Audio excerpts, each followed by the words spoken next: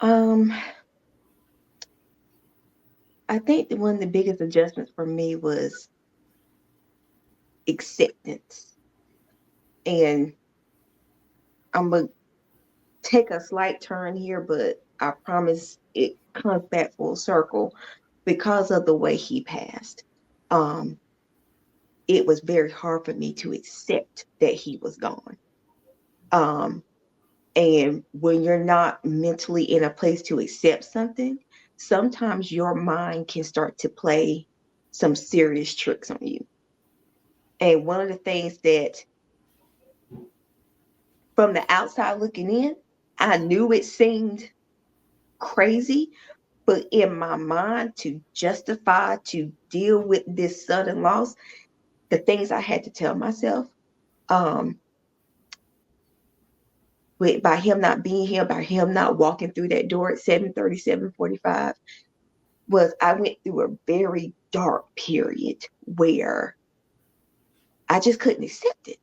And by him being a corrections officer and working on death row, I had literally made up a whole narrative in my head that he saw something he wasn't supposed to see, he heard something he wasn't supposed to, and he had to go into witness protection. I know how it sounds, but my mind needed some way to rationalize through this. I just could not accept that he was gone. And I was like, he can't, they're getting him settled. He can't reach out to me right now. He can't go, they're watching me. I can't have contact with him right now, but he's going to come back for us. He's going to come back for me and Ayla, and it's going to hurt to leave my family behind, but at least I'll have him back and we'll contact them when it's safe. Like I literally had this entire narrative made up in my head because I could not wrap my head around the fact that he was gone. I saw this man in the casket. I touched his body.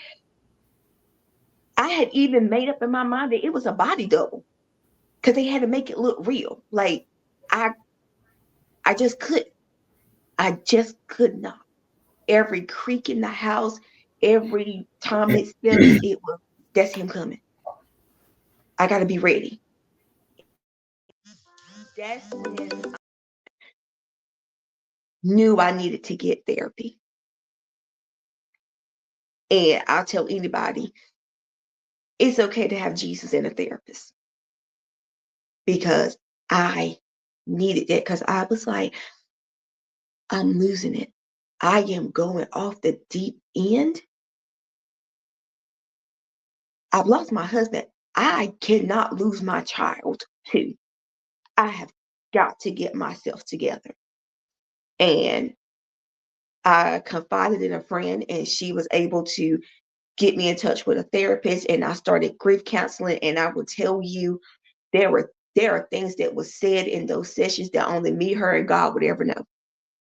But I needed to get it out. And I needed to come full circle to that reality that he's not here. That adjustment of he's not coming through the door. And, to lighten the mood just a second, Tori was the cook. He was the person that went to the grocery store, that made up the menu. I just sat down to the table and ate. So and I'm sure Sister Battle can, identify with this. It be those little things that it's a song, it's a smell, it's a thing that they used to do that is not there anymore. And I literally had a almost complete breakdown in Walmart. It was the first time I had to go grocery shopping after he had passed. And let me say this, the support, the food, the supplies, the everything that people had dropped off, the the amount of support was overwhelming.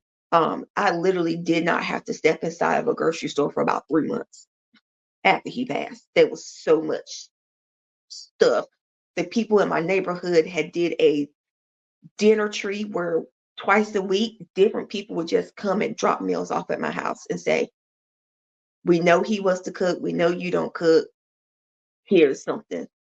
And it was so appreciated and needed. But the first time I went and had to grocery shop, I was like a fish out of water. I didn't know what to get. I didn't know what to buy. He did that. He made the meals. I was the person that there could be a pack of pork chop and a can of peas. And I'm like, we ain't got nothing to eat. And he was the person that was like, yeah, we do. We got a whole meal. And I realized, oh my gosh, he's not here. And I don't know what to do.